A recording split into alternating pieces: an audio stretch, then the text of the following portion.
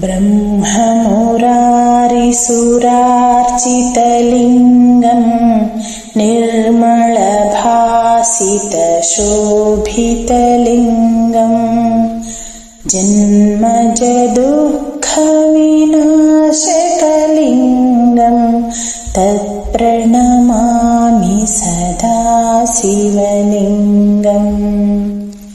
देवमुनिप्रवरार्चितलिङ्गं कामदहनकरुणाकरलिङ्गं रावणदर्पविनाशकलिङ्गं तत्प्रणमामि सदा शिवलिङ्गम्।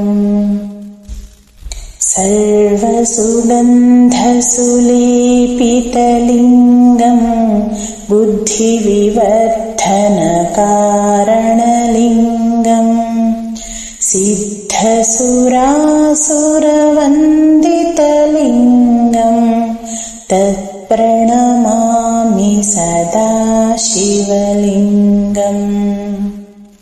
कनकमहामणिभूषितलिङ्गं फणिपतिवेष्टितशोभितलिङ्गं दक्षसूयज्ञविनाशनलिङ्गं तत्प्रणमामि सदा शिवलिङ्गम्। कुङ्कुमचन्दनलेपितलिङ्गं पङ्कजहारसुशोभितलिङ्गं सञ्चितपापविनाशनलिङ्गं तत्प्रणमामि सदा शिवलिङ्गम्। देवगणार्चितसेवितलिङ्गं भावैर्भक्तिभिरेव च लिङ्गं दिनकरकोटिप्रभाकरलिङ्गं तत्प्रणमामि सदा शिवलिङ्गम्।